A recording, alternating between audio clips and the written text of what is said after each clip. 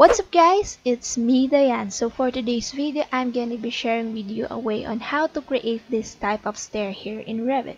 So before we get started, if you are new to my channel, make sure to hit that subscribe button and also turn on the notification bell so that you are always updated every time I upload a new video, because I make video like this every week.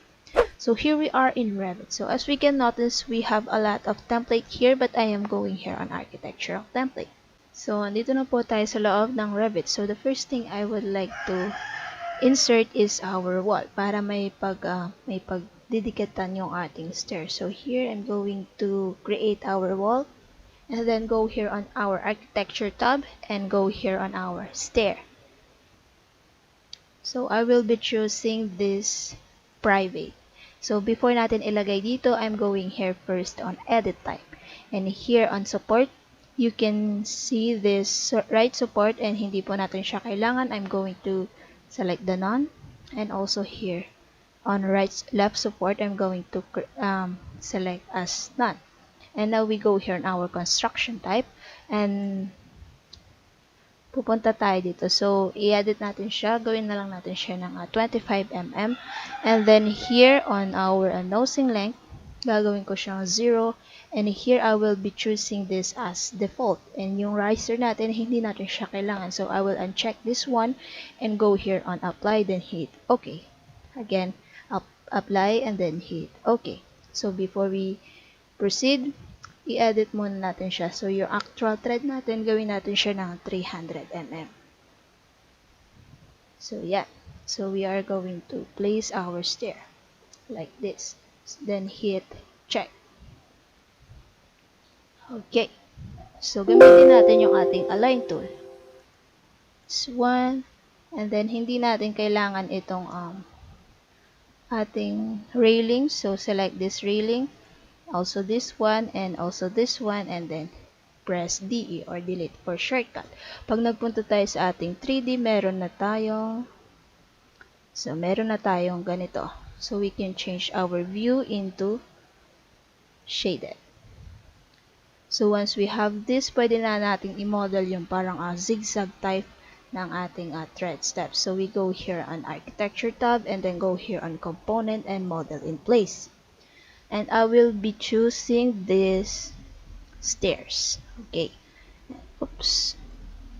Again, component, model in place, and then go here on stair. Then hit OK. So before we begin, go here on top view. And then pwede na tayong magawa ng ating extrusion. So go here on extrusion and then set the plane and pick a plane, hit OK, and then pick this plane and we go create our extrusion like this. So lagyan natin siya ng depth na -25. Okay. So once still selected, go and command the arrow or rotate for shortcut and rotate it by something 15 degree. So again, repeat the process. Go here on extrusion, set the plane, pick a plane, then hit OK, and then pick this plane, and then again create the extrusion like this. So hit check mark and then rotate it by 15 degree on the other side here. So ipapass forward ko lang po ito. So same process po hanggang sa matapos yung ating threads. So go here and set.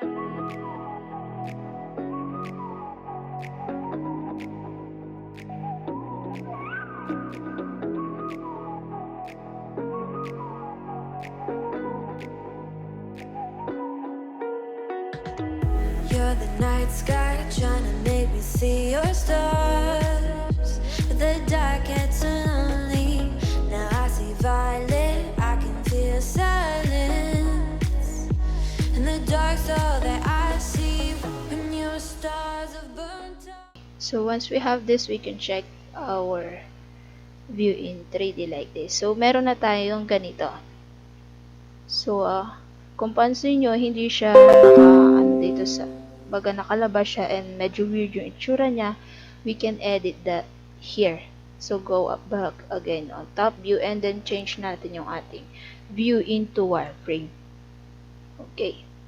And then, i-adjust na lang natin yung ating extrusion. So, select your extrusion and then adjust it like this. So, ganun lang yung gagawin natin siya sa lahat. Night sky. So, go back again on shaded. So, we have this. So, select all your extrusion and we can now change our material. So, on materials and finishes, you can find this material. So, click natin lang yung 3 dots. So, mag-pop up ito and then we can simply choose our material. So, gagamitin ko is this wood stained. So, click OK. So, we have this. So, we click this finish model. So, this time, select natin yung ating assembled stair, which is yung private na ginamit natin kanina as a reference, and then i-delete na lang natin siya. So, now we've got this one. So, meron na tayong ganito. So, we can change our view into realistic. Yeah. I think that's it for our today's video. If you found this video helpful, please leave a thumbs up and subscribe to my channel. It will help me out a lot para makapag-produce pa ng mga ganitong helpful videos. And if you have any suggestions, comments, or questions, you can leave that on the comment section down below. And I will try to answer those questions. Again, thank you and God bless.